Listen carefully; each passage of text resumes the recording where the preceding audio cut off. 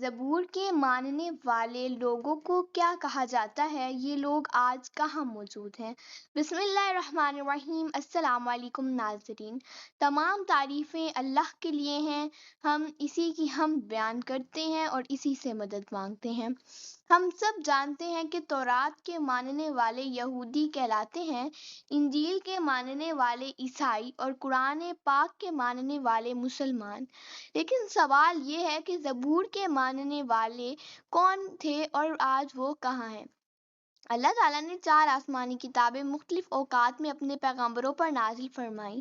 ترتیب کے لحاظ سے یہ کتابیں تورات، زبور، انجیل اور قرآن مجید ہیں، مگر اسلامی تاریخ میں زبور کے بارے میں بہت کم ذکر ملتا ہے، نہ اس کی زیادہ تفصیل، نہ ہی تاریخی وضاحت۔ ایسا کیوں؟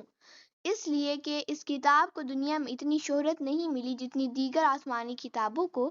زبور حضرت داؤد علیہ السلام پر نازل ہوئی تھی، لیکن اسے سمجھنے کے لیے اس کے نزول کے وقت اور اس کی ضرورت کو سمجھنا ضروری ہے۔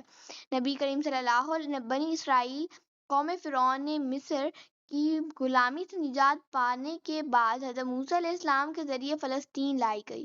حضرت موسیٰ علیہ السلام پر تورات نازل ہوئی، جو پہلی مکمل آسمانی کتاب تھی۔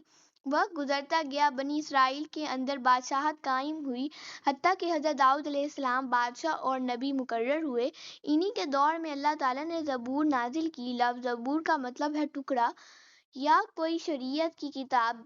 یہ کوئی شریعت کی کتاب نہیں ہے، بلکہ اللہ کی حمد و ثنا سے بھری ہوئی کتاب ہے۔ حضرت داؤد علیہ السلام کو اللہ نے نہایت خوبصورت آواز اور لوحے کو نرم کرنے کا معجزہ عطا فرمایا تھا۔ جب وہ زبور کی تلاوت کرتے تو پہاڑ، دریا اور پرندے بھی جھومنے لگتے۔ زبور کا اصل مقصد اللہ کی تعریف اور اس کی بڑائی بیان کرنا ہے۔ اس میں احکامات شریعت یا معاشرتی قوانین شامل نہیں۔ اس لیے دنیا میں کوئی ایسا گروہ نہیں جو خود کو زبور کے ماننے والے کے طور پر متعارف کروائے۔ البتہ زبور میں ایک اہم بات یہ ہے کہ اس میں حضرت محمد صلی اللہ علیہ وسلم کی بعثت کی پیش گوئی موجود ہے۔ اسی لیے علماء کرام نے ہمیشہ اس کتاب کو ان صحیفوں میں شمار کیا ہے جن میں نبی آخر الزمان کے آنے کا ذکر ملتا ہے۔ حضرت داؤد علیہ السلام کے بعد یہ کلام یہودی قوم کے معبودوں میں پڑھا جاتا رہا اور آج بھی عیسائی بائبل کے پرانے عہد نامے میں زبور کے نام سے موجود ہے، تاہم یہ اپنی اصل شکل میں محفوظ نہیں رہی۔